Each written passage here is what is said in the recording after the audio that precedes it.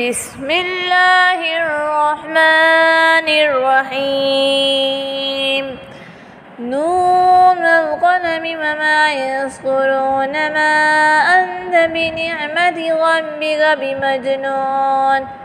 وإن لك لأجرا غير ممنون وإنك لعلى خلق عظيم فستبصر ويبصرون بأيكم المفتون إن ربك هو أعلم بمن ضل عن سبيله وهو أعلم بالمهتدين فلا تطع المكذبين ودوا لو تدهن فيدهنون ولا تطع كل حلاف مهين هماز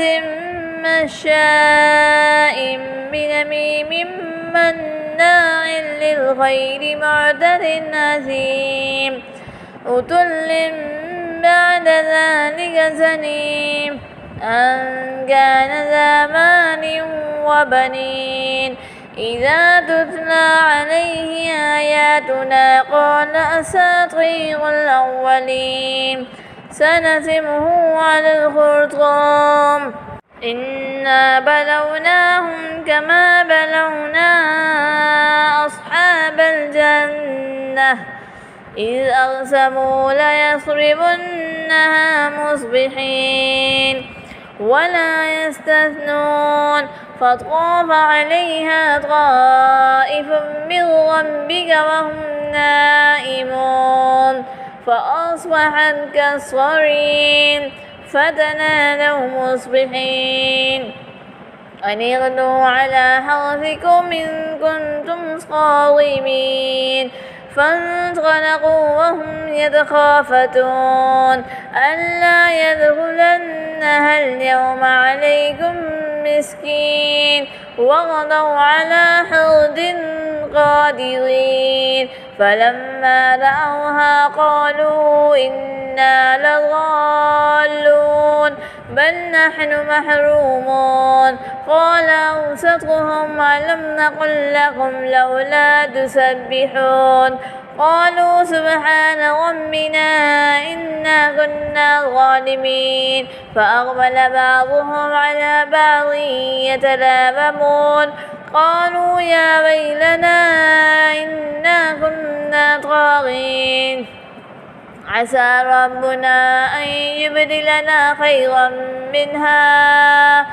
منها إنا إلى ربنا راغبون كذلك العذاب ولعذاب الآخرة أكبر لو كانوا يعلمون إن للمتقين عند ربهم جنات النعيم أفنجعل المسلمين كالمجرمين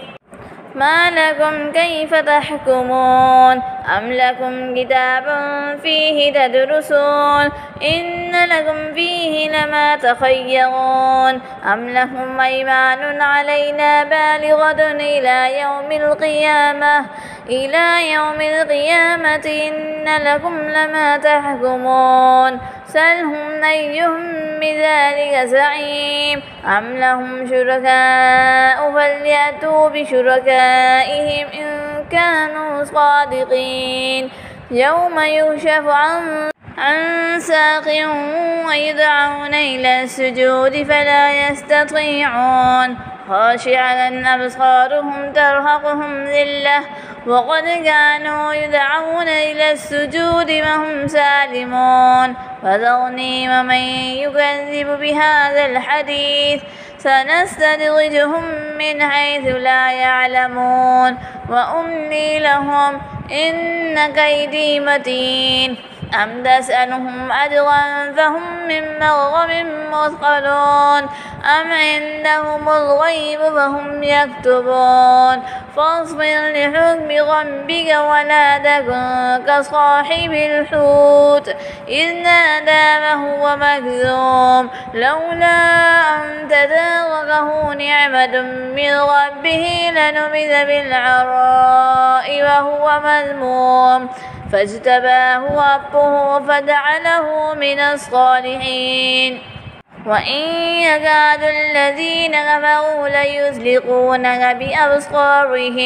بأبصارهم لما سمعوا الذكر ويقولون إنه لمجنون وما هو إلا ذكر للعالمين. صدق الله العظيم.